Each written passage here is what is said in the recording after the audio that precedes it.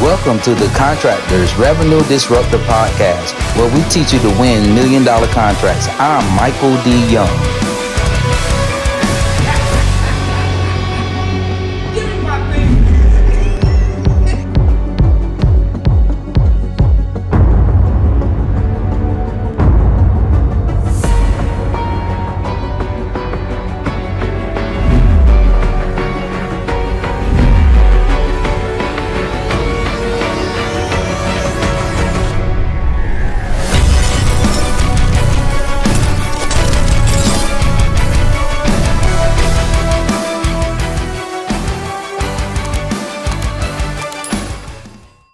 What's up, family? Thank you for joining us one more time for the Revenue Disruptor Podcast. I'm Michael D. Young, your host, and I'm so excited to talk more about how to win $1 million contracts. And I have a special guest here with me today.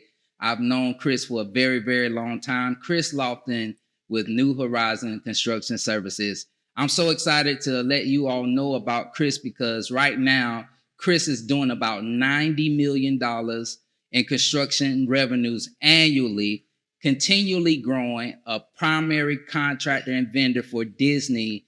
And I'm so excited to tell you about his story. And he's going to help us understand not only how to win $1 million contracts, but what is the process, the mindset, the strategy in order to get there. What's up, Chris? What's going on, man? Thank you for joining us today. I appreciate you coming. Good morning, Michael. Thanks for having me, sir. Yeah, man. So it's so exciting. I know that our history and over time, when we all started 20 plus years ago in the construction industry here in Orlando, I know there were opportunities that we were looking at joint venturing and pursuing some government work. And I know for a period of time, you all pursued some government projects, but then I saw you continue to grow and expand at Disney. Now, everybody knows that Disney is not the easiest client to work for, but somehow, and I have to say congratulations, somehow, some way, God favored you to not only be one of the largest Black-owned firms working for Disney,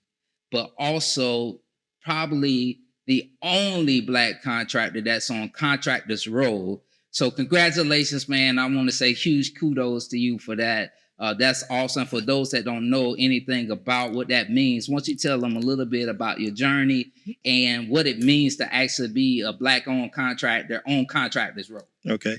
Before I get to that, I do want to mention something. I think when I first met you was probably like around 2008 or 9. Mm-hmm. When were they building Everson High School? Yeah, it was around 8 or 9. And I remember when they had like the outreach event where you can come tour the site and meet the prime and the partner with the prime, which was you guys with ACY.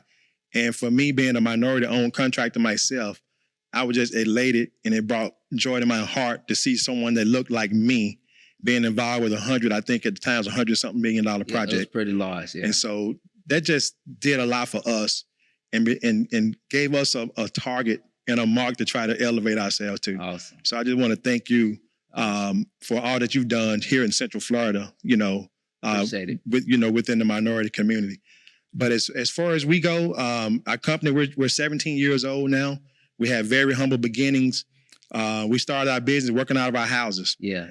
There was no office. Now, thank God we have a 40,000 square foot facility that we own. It's paid for. Wow. Our neighbor is Amazon, Niagara Water Bottling Company, Domino's Pizza, Estes Shipping Company, and a slew of other, Kroger, which you see a lot of their trucks riding around Central Florida now. So we're just very grateful to be in the space that we are in right now. And as far as Disney, at one point we were on the outside looking in. We were working as a smaller contractor out there. And as time progressed, we saw the need to be more like you and other minority firms that were here that had their GC license, because we didn't have our GC license at the time. And without that license, you're always dependent on someone else to put food on your table. You're always going to be on the back seat, and you can't be in the driver's seat without having a GC license. So I think in 2009, we got our license. Okay. And from that point on, more opportunities started coming. And then at some point, the floodgate just opened. Yeah. Talk about humble beginnings, because I know somebody's watching this and maybe they haven't ever won $1 million contract. Maybe they haven't ever done $1 million in revenue. And both of us, we had those humble beginnings. And I think it's really, really important to look at the steps you took in 17 years, which some people will say, well, that's a long time. But no, you're doing $90 million in revenue as a Black contractor. That's significant because, as I said while we were talking before the episode, I believe you're probably in the top 10 of the largest Black-owned construction companies in not only Florida. I think you're the largest in Florida, but definitely within the U.S. So you can fact check me on that. But I have studied, I have researched the numbers, and I try to keep up with that. It may have shifted within the past year, but I know the numbers typically fall off. And so with your humble beginnings in 17 years, what strategy did you put in place in order to grow your company to the size you are now? So first of all, having the right partner. Mm-hmm. Having the right partner for NHCS has been key because there's a lot of times, as you know, being in business, it can be very stressful. And if it's just you alone, it could be bad. But when you have someone you can bounce ideas off of, whether it's mentally, if it's financial decisions matters, because at one point the company didn't even have credit. We had to go off our own personal credit. Right. And then you have to do personal guarantees. Right. So your company is just like a baby. Mm-hmm. You have to nurture it. You have to burp it. You have to change the diaper. And you have to, like a plant, you got to keep watering it and watch it grow. So at some point, we took care of the company, and now the company is taking care of us. Right. We no longer have to do the personal guarantees. Right. The company has its own credit rating now. Yeah. So what were some of those things are great. strategies to kind of get that in place? Like, if we were to show people the game, as they say, or drop gems on specific strategies, like you mentioned partnerships, how did you approach procuring work in order to really grow and get those larger projects? Like, did you strategize like, oh, I'm gonna stick with Disney, or will I look in another market? What was the strategy behind it? So what we did, being that we were a subcontractor, but before we evolved into a general contractor, at some point we had to take the work however it came because, we were multifaceted. We were doing the framing, the drywall. We were doing FF&E. We were doing the crown molding and all of the trim work, doors and hardware packages, things of that nature. So with us having a multitude of things in the toolbox, got you. And instead of having one singular focus of work that we honed in on, and we'll go back to when the economy started to slow down, I think around 2010. We were, the company was like 3 years old. And they say if you make it past 5 years, you're going to make it. So we hadn't even made it to the 5-year mark when the economy started to crash. Right. But if we had been a singular focus of work, we would have been in trouble because we saw guys that we looked up to. We were in a complex over here off of Winter Garden Road.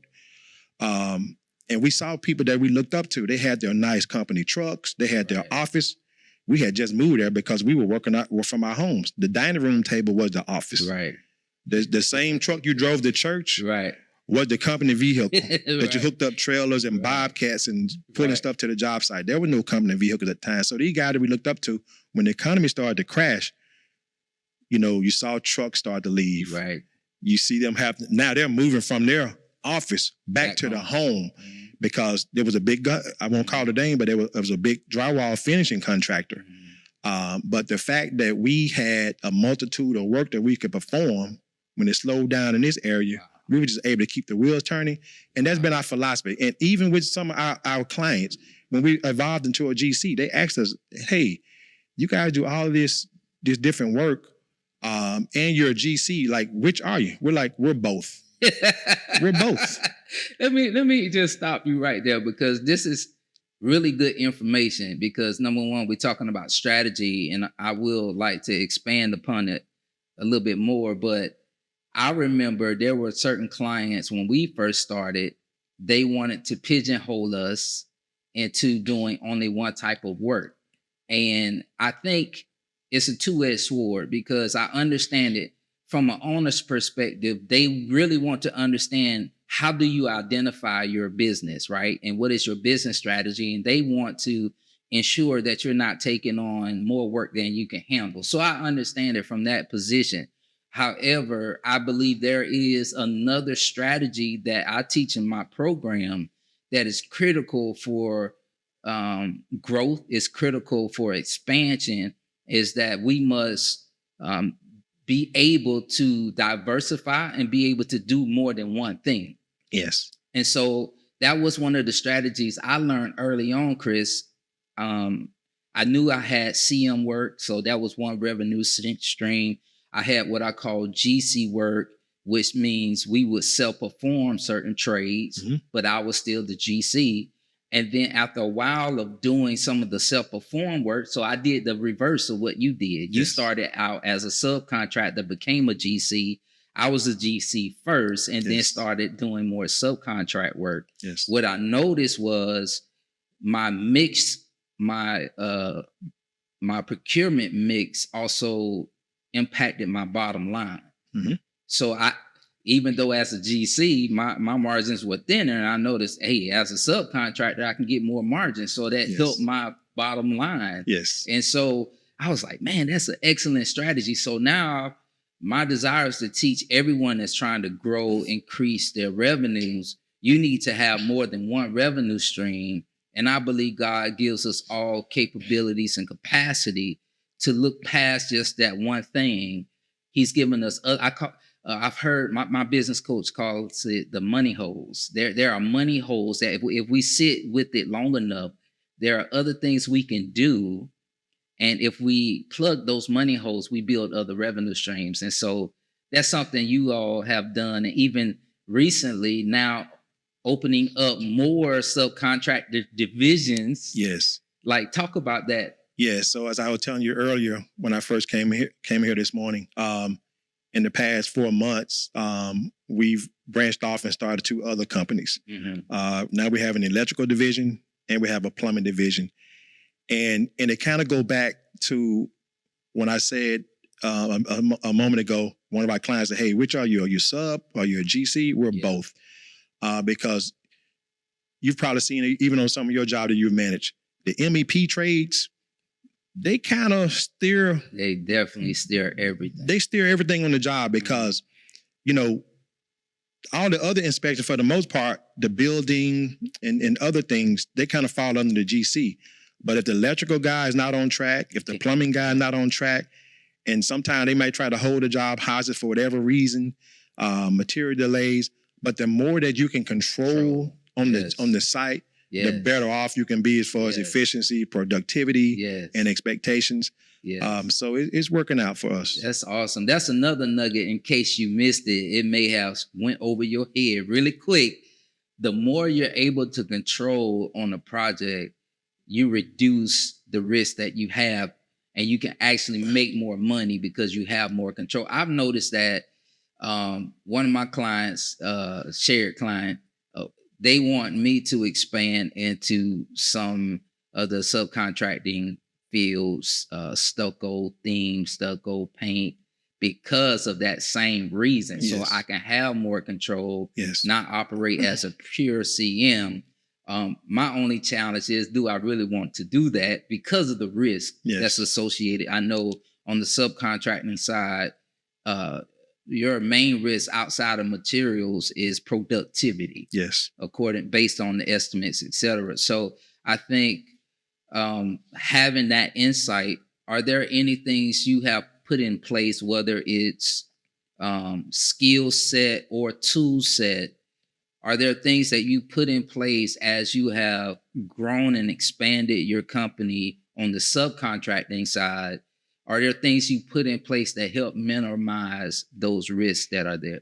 Yes. So as far as the sub go, on the sub side, what we do, we actually partner up with some of our trade partners. Gotcha. Just say, for instance, with the painting, if it's a $2 million paint job, Sometimes, you know, by the time you buy the primer, the paint, and other materials, it could be $150,000 worth of materials. Now, sometimes these companies, they might not have the wherewithal or the accounts to go buy the stuff. And we, you know, we do a lot of volume, so we have special pricing. Right. So we'll partner with them and we'll buy all the materials. And then we put them on special payment term, whether they get paid on a 7-day net or every 2 weeks on a 14-day net. So it's really one hand washing the other. Hold on, Chris. Hold on. I don't know anybody that's doing that. Yes, we're doing it. We're doing it. That is impressive. We're doing it. Because let's face it, the owners, the client, they can't get the work done without us. Yeah. And we can't get the work done without our trade partners. We just can't. Yeah. And sometimes these other companies, because we were small like that at one point. Of course. And I remember, you know, back in the day, we were doing some work out at Orange Lake. And we had this one contract. They were paying us $20,000 a week. And, you know, being a new company, that was very vital to helping us with cash flow because we didn't have the credits. We didn't have other things in place now. That's awesome. And so the same thing that someone did for us in our early stages, we're doing the same thing now for some of the other minority-owned companies. Wow. Yes. That's powerful, man. Yes. Like, that is so powerful. I applaud you for doing that. You know, that speaks volumes not only of just your intellect, your ability to navigate business, to grow, but your character, to be able to be in a position where you're helping firms navigate cash flow and their financial stewardship. I mean, that speaks volumes, man. I love that. Yes. Man, I almost want to do an ad for you. Just say, y'all come work for New Horizons, because that is a significant, and it's just not many firms. I mean, we can name so many international companies that have offices here locally, and none of them even offer that type of program at a discount. Yes. And we don't even take a discount. Right. And that's just phenomenal. And just think about all the owners that we have worked for that should be doing that. Yes. Like, there's no reason they should be paying 30, 60, and if you're in healthcare, 90 days net. That's just crazy. It makes no sense. So I totally advocate for anyone that I teach and part of my programs that you go where you love, as you mentioned earlier, having the right partner, someone that wants to work with you.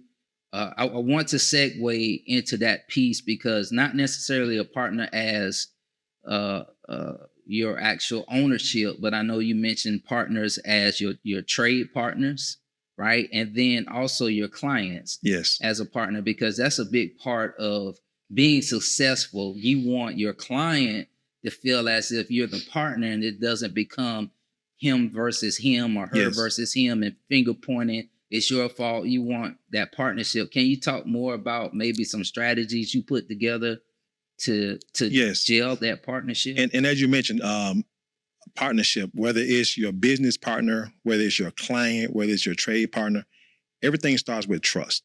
You have to have that trust level that, hey, we're going to give you this $40 million job. You say you have the manpower, you say you have the people, you have the resource, you have the financial backing, you have the credit lines, you have the equipment, you have the facility to bring in stuff and store it for just-in-time delivery to the site. You just have to, do what you say you're going to do, and always provide service after the sale. But the trust is very important, and with that trust, sometimes, it just leads to other work. And let's face it, we're in Central Florida. Central Florida is not that big. If you're doing bad on a job, everyone is going to know.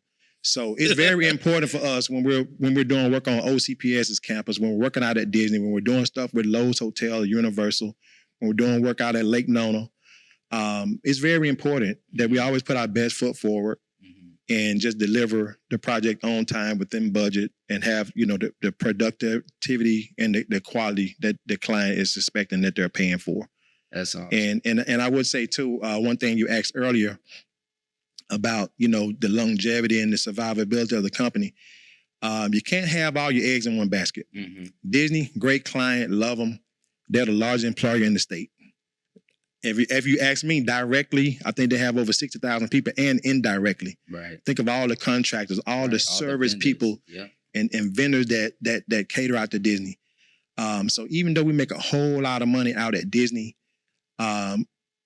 we would be negligent to the company and to our employees if we didn't have other revenue streams. That's awesome. Because, things happen sometimes. Right. And sometimes how I look at it, the relationship with your client, it could be just like a personal relationship. Mm-hmm. Sometimes marriages dissolve. Sometimes relationships dissolve. Right. And when that person's gone, they never coming back. And it can be the same with your client. Yeah, right. And so you have to do a lot of massage, and sometimes you break up, you make up, but it's very important, to have that trust, to have that direct communication, and just keep the dialogue going. Right. With those clients. Wow. So maybe can you unpack how you developed those different relationships? I'm not sure who came first, like which client was your major client first, but how did you diversify? What was your strategy? What did you do to diversify? Okay. So going back to when I first met you guys on the Evans High School project, I think that was probably one of our biggest contracts as a sub.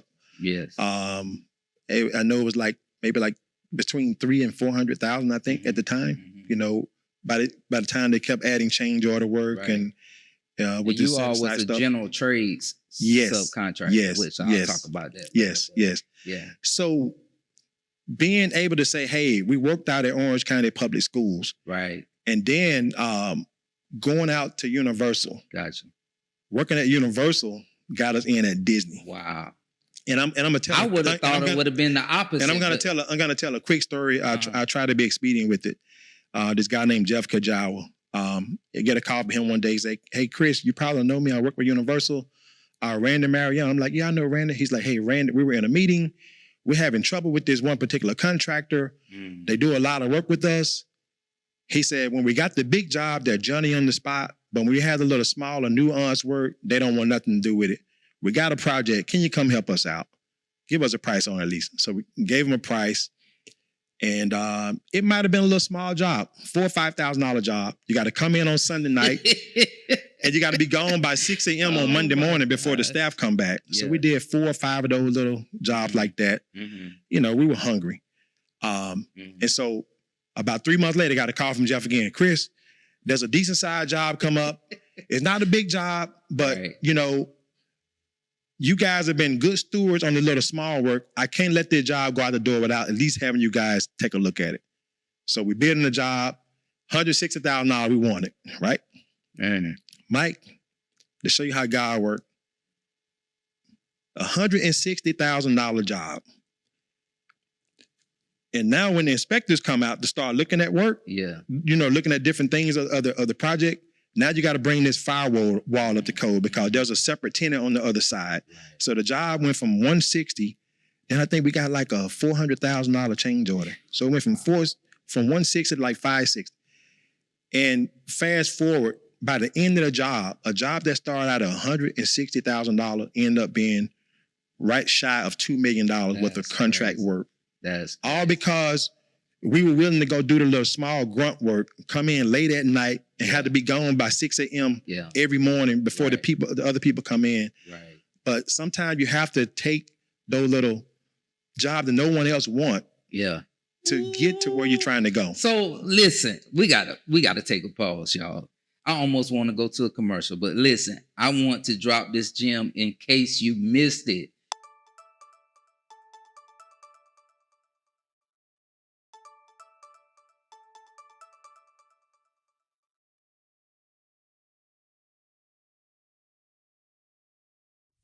What's up, everybody?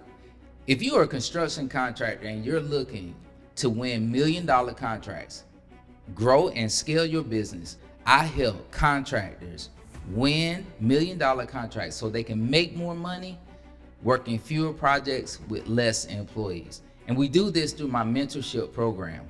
In my mentorship program, we have bi-monthly group coaching, we have CEO groups, we provide you an online course, and we teach you the strategies you need in order to scale your business and we help implement the systems you need on the back end to support your growth.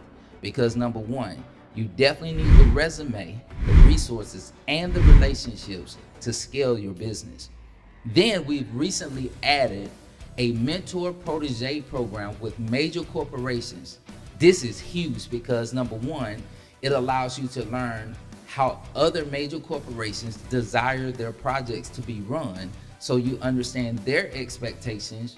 You're learning, growing, and developing relationships with major corporations, which always leads to more business opportunities. I want to tell you, no one else is doing this in the industry, and you've come to the right place if you are looking to truly grow and scale your business. I've done it over and over again. I've won multiple awards for scaling a construction company, and I want to show you everything that I did to do it.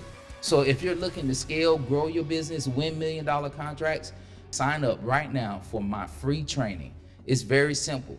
It'll be on the screen, and we'll see you soon. God bless. Because I tell people you have to niche down. Sometimes we want to do everything. We can't do everything, even though when we first start, we're hungry. We're just trying to survive. We're just trying to eat.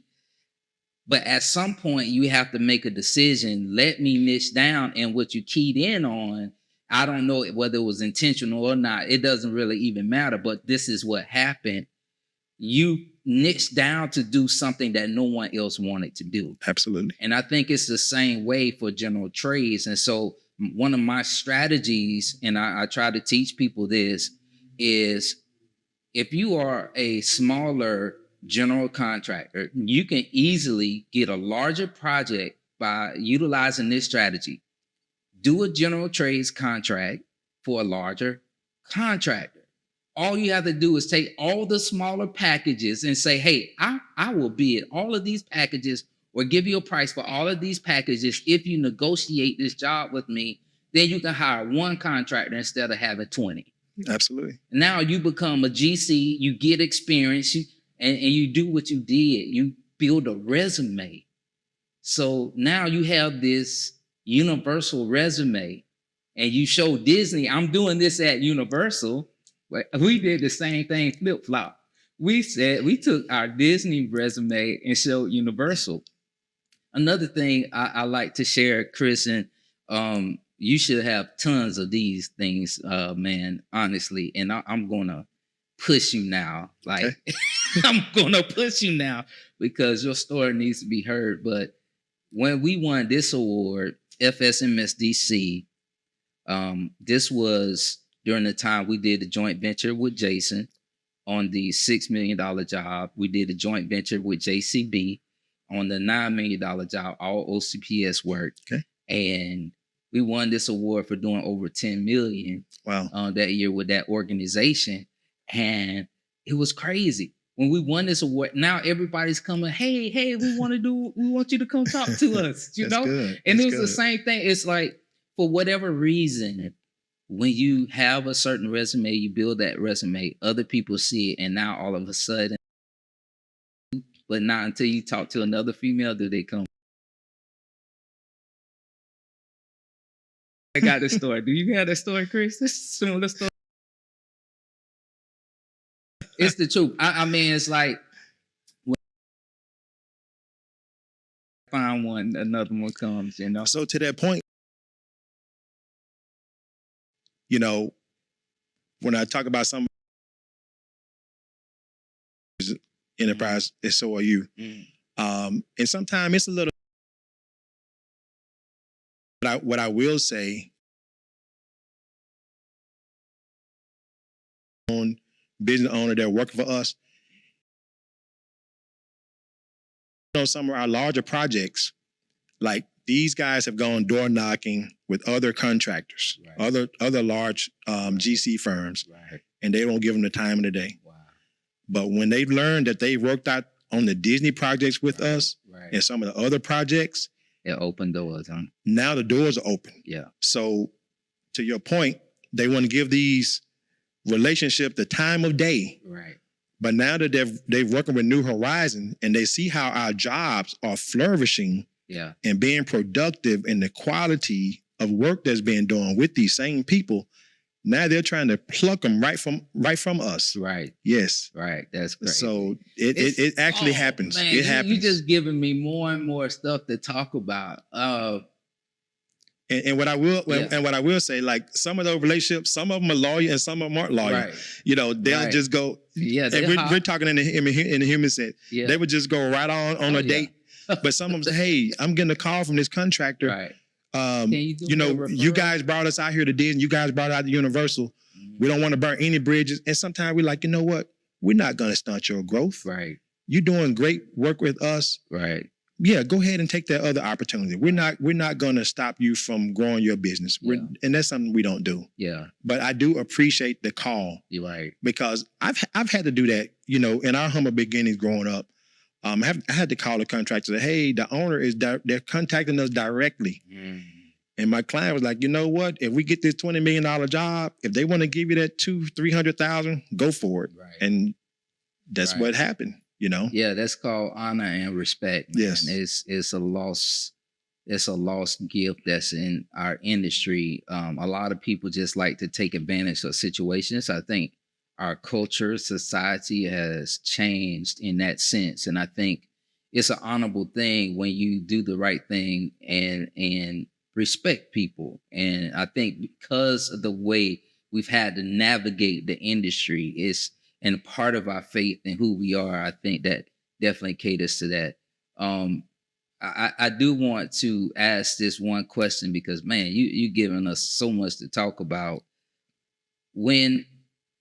Let me ask it this way. If there was someone out there that's watching, let's just put myself in, let's say Michael decides to wake up one day and he says, man, I want to be like Chris and be a $90 million contractor. Maybe my wife will probably pray for that, but I'm trying to relax a little bit, do some other things. But just if I wanted to be a $90 million contractor, what things would you say, Mike? Here's step 1, here's step 2, here's step 3. These are the things you need to do in order to get there. Okay. Can you kind of walk me through that? Yes.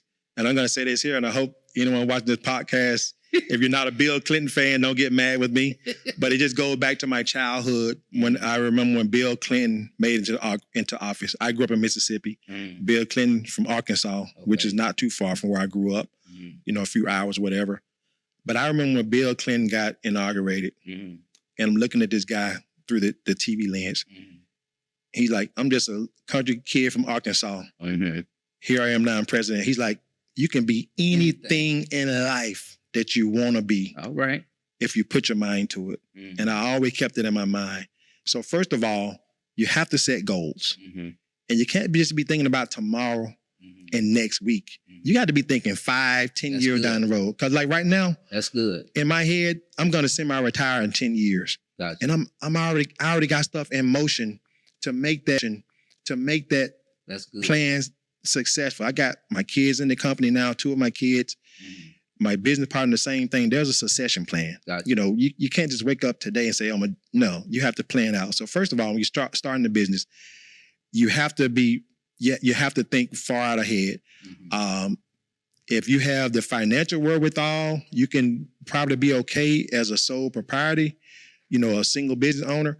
But I would tell anyone that's starting a business, if you can find a good person to go into business with, someone that you trust, someone that you know that has your back, someone that's not selfish. And like we talked earlier, all the money in the company, that's not your money. That's the company's money. You know, you might have had to plant the seeds for it to grow, but you have to keep the money in the company, you know, so you can just keep growing and keep reinvesting back into the company. That's good. You have to, you know, seek out relationships. Another thing, like when I'm starting on this business journey, I'm buying videos, I'm buying from carton sheets, and I'm looking at, you know, that's before like YouTube. You can probably go on YouTube now and other areas and find a plethora of information as far for starting businesses. But and it hit me one day. I was reading something. I've been buying all these books and all these videos. Then I saw something one day. It said, if you're going to start a business, do something that you're already familiar in. Mm-hmm. Because I'm like, you know what? I can probably go do a McDonald's franchise. I got a little bit of money, you know. And then they said, you know what? You're already in the construction. Right. You work for, at the time I worked with Hensel Phelps, one of the top GCs in the country. Yes. And sometimes I would do work on the side, and I made good money with Hensel Phelps. Mm-hmm. But sometimes I would do money on the side for like doctors, attorneys, at their places of business or at their personal houses, and I would make more money on the side than I made on my paycheck. So, and I'm saying that to say this here. So even when I was Hensel Phelps, a lot of the relationships that I fostered when I got ready to leave, I called this certain painting contractor, hey, I'm getting ready to leave. I called the flooring guy, hey, I'm getting ready to leave. If there's anything, and those relationships help sustain us and help us with our growth. So it's all about the relationships. Mm-hmm. It's all about having the vision, you know, and just planning and just holding on to your dream, because no one can take your dream. And one other thing I can say too, don't put everyone in your business. Mm-hmm. Because I was reading something a few weeks ago. It said negative energy can alter your outcome. That's right. And that is very true. That's right. The whole world don't have to know, hey, I'm getting ready to go start a business. Right. The people that you're close to, and as for me, I had older men in the church that I confided with. Mm-hmm. I always like older people. They give you good sound advice. Yeah. You know, I had a good job. Nothing was broke. Nothing needed to be fixed. But I'm like, man, I just want to grab the bull by the horns and steer it in the direction that I wanted to go in. Uh-huh. And I used to always tell myself, I'm like, you know what? By the time I'm 38 years old, I'm going to quit my job and I'm going to start my own business. And it goes back to the dreams and goal setting. Yes. Yeah. So God allowed me 5 years sooner than my goal. I was 33 years old when I started this company instead of being 38, which was my goal. Mm-hmm. 33 years old. I've been in business with, you know, for myself ever since then. That's awesome. So if I was to jump from 20 million, I mean, what does it look like to jump from 20 million to 90? Like, I know there's a difference. See, I can only go so far. Yeah. And then I stop. But what does that feel like? Is it just bigger? I mean, what does it feel like? I say it like this, Mike. You know, I remember, man, when we were getting $100,000, $200,000 checks. Uh-huh. Man, we're like, man. Yeah, like looking at that check, it's like, man. And then like you mentioned earlier, you remember you made your first million? Yeah. So that was we made our first million. Oh man, that was a great day for the company. And you know, you're starting to move up the totem pole. And then so how we looked at it, and we talk all the time, you know, we went from making thousands to tens of thousands. Right. To the hundreds of thousands. Then we broke the $1 million mark. Yeah. Then we started making tens of millions. We're still in the tens of millions. We're under the 100. Yeah. But now our next goal is the hundreds. When did it jump? Like, did you jump like a couple? Yes. So honestly, working out at Disney has been very vital to the success and growth of our company. As we said earlier, Disney is the largest employer in the state. Mm-hmm. They have so much real estate out there. Florida is the vacation capital of the world, and people, they pay a premium to stay out there at Disney. And these hotels, it's a never-ending story. It's the gift that just keeps on giving. By the time you start on one end of the property and get to the end, it's time to go back where it all started, and it just never ends. Yeah. And these projects, they're so huge that they come with big dollar amounts. And so, for instance, a job, I won't call the name, a job that we just recently wrapped up. There's a little bit of go back stuff that we're doing now, but the job started out at $26 million. We got $10 million worth of change order work. Well, that's a whole nother project. Well, let me ask. Added to the project. I got to ask something, because I know Disney's contract. How were you able to manage ensuring that you didn't lose money on that significant amount of a change order? So being involved with the pre-construction and with the change order stuff, a lot of that stuff is, you know, it's code driven when the inspectors come out, and some stuff just not going to be grandfathered in, and they got to be brought to the code, you know, and not just this room, the other 3,000 rooms going forward has to have the same condition met in it. Right. So it's just the volume of real estate and work on each property Right. that $150 per room times 3,000. It just keep adding up. Yes. So would it be right to kind of say that you just adding another zero, but the feeling is the same? Yes.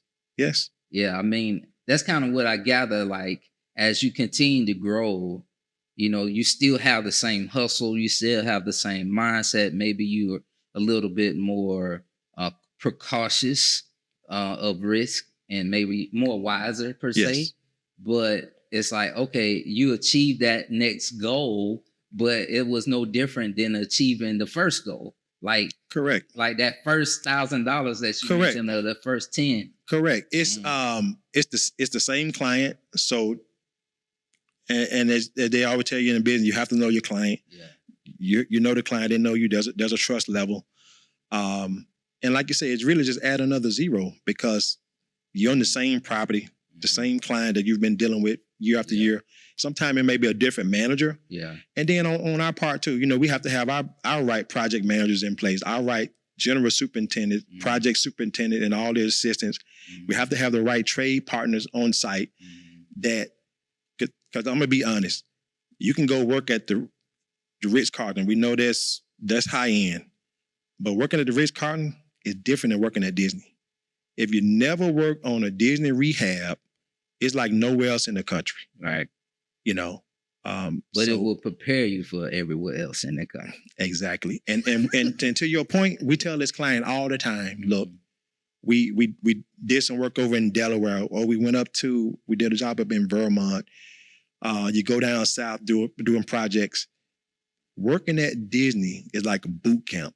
It prepares you for anything else. We're doing a job right now at UCF, I think over at the Doubletree. And we're like 2 weeks ahead of the schedule. Right. And the GM that's managing the hotel, he's telling our guys, like, man, like, I've never seen that. Like, yeah, like the last contractor we had here, they were behind schedule, yada, yada, yada. And you guys are 2 weeks. And no lie, now they're able to give this area back 2 weeks earlier. They're able to bring in extra revenue that they didn't even have forecasted. Right. You know what I'm saying? Right. And now the same client got us looking at a job in Fort Lauderdale. Right. The same Doubletree client. It'll continue. And yes. It will continue. Yes. Yeah. So working at Disney, man, has been great. Yeah. Yes. That's awesome. And I'm not going to sugarcoat it. They're not the easiest client to work for. No. And as the saying goes, nothing in life that's easy. Things have to. If it come hard sometime, it make you cherish it. It make you stay on your P's and Q's. Working at Disney, not for the faint of heart. Absolutely. It's a very demanding client. They pay a premium for what they want, but they do pay their bills. Yeah. And they just want the best level of service and quality for all these people that's coming in from all walks of life across the world. Absolutely. Yes. I would say this, Chris, and listen, you added so much value today on this podcast. And I would say this, I think no matter what, we always pay for our education. Mm-hmm. So I'm sure there were some projects that you didn't do as well as others. Yes. And that's in life, in construction, that is this business. Like, the faster you can learn it and not make the same mistakes, the more money you can make in the long run. And I think that is very, very important. I think you probably have also arrived to the place where you can communicate to your team how important it is not to lose money. Yes. Because that's something I've experienced. Like, you cannot stay in business if you're losing money. And I think that is something that all business owners have to learn, that how important it is to find a way to make money. Yes. Like, we cannot lose it. What do we need to do differently? How can I learn and implement best practices from what I've learned on the next project so I don't lose? So I'm sure you had to do that during room rehabs. Like, we won't do this again. We'll make sure we have this, and this in place. And whether that's developing checklists, whether that's just making sure your team is ready. And that's the last piece I just want to talk about real briefly, and then we'll end this episode. But I want to just ask a question around staffing and having grown now as much as you've grown and doing $90 million of revenue a year. How, with the workforce has depleted, that has had its impacts, what strategies have you put in place in order to hire staff? Do you have a specific strategy, or what's your thought process? Yeah. So to your point, look, I don't care what company is in the world. The company is only as good as the people in it. Mm-hmm. Without the people, there's no company. Mm-hmm. And so you have to go and get good talent. Yeah. You know, we have a great HR guy. He does a great job of vetting out people, doing background checks, bringing them in, you know, second, third rounds of interviews. You know, we just interviewed a guy from Arizona that's going to be joining our team. Another guy coming in from Washington State, probably going to be, has a good military experience. He's already done work with the Air Force, with the Army Corps of Engineers. Wow. So he's probably going to help us expand into that venture with a whole nother, a whole nother revenue source, just going out to federal work. You'll crush federal work. Yes. You'll crush. So yeah, it starts with the people, and just making sure you have the right people. And like sometimes we bring in outside talent, and sometimes our existing talent, they may be a little offended, but we have to tell them, look, yeah, you may have been here 10 years in the company, but this guy has 15, 20 years from another company. Mm-hmm. It's a different skill set sometimes. And so you have to, you know, your employees, they're people, they have feelings, but yeah, you know, for someone else to come in above them, now they're having it, but you have to, and you know, Mike, some decision you make in the company is not going to be popular. Right. But you're making the best business decision for the company and the company's longevity. Yeah, I think, you know, Chris, I think it's important. I try to teach my clients, we have to, as owners, we have to manage that, I think, a little bit better, because people really don't understand, and they often get so slighted. One of the largest mistakes I made with staffing in my company was when I brought in what I thought would be someone that would be more of a CFO or a controller, versus a person that I had that was loyal, but didn't have the capacity to function and operate at that level. And I think if I had to do it all over again, I probably would have made the same decision, but I would have delivered the information differently. Okay, and I'm glad you brought that up. Yeah. Because that's what we do too. We make a conscious effort. Yeah. We have some really good existing talent. Yeah. And we had to bring in one of our guys now. He's went from project engineer, now he's an APM, assistant project manager. Gotcha. We're like, Donald, you're close. You're not there yet. Right. But man, we see great, and he's such a smart guy, really tech savvy. Right. Bleeds blue. We call it bleed blue. Yeah. That's our company color. Nice. He's really dedicated, really loyal to the company. But we look at him as he's one of our up and rising stars. He's going to be a great project manager with the company at some point, maybe even a senior PM at some point. Yeah. So to your point, we are looking within. Yeah.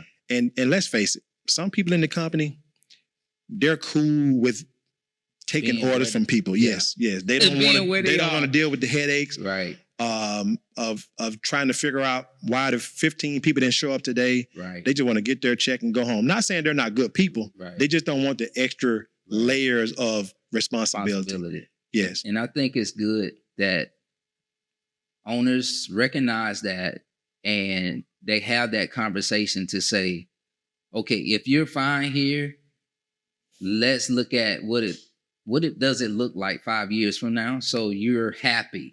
Because I believe that if we don't create a culture where people are happy, they're always going to chase the dollar. Yes. And so I think creating an environment where we are one of the best places to work, that award that's often found locally, we have to make sure our organizations are set up in a way that people are wanting to stay there, regardless of the pay. They're like, I just Yes. love my job. I Yes. don't want to Yes. go anywhere else. Yes. Like, yes. are they happy when they have to be there on Monday morning? I think that's Yes. really important. And they're like, man, that means a whole Whole lot. lot that this company That's awesome. cares about its people. Yeah, that's And awesome. you have to, as I said earlier, without the people, there's no company. That's awesome. There's no company. That's awesome. So listen, y'all, I just want to let you know that, as I always say, your greatest asset are your employees. And Chris has echoed that today. And we want to say thank you, Chris, for joining us on this episode today. It's just awesome. So many gems that you dropped. And if you're out there and you're looking to continue to win $1 million contracts, we want you to go ahead right now, subscribe to this channel, continue to watch more of our upcoming guests and interviews, because we want to show you how to win $1 million contracts so you can make more money while working fewer projects with less employees. See you in the next episode. Thank you for joining us on today's episode. I'm so excited about your new journey. And if you are a construction contractor looking to win $1 million contracts, join me by going to www.winmilliondollarcontracts.com. See you soon.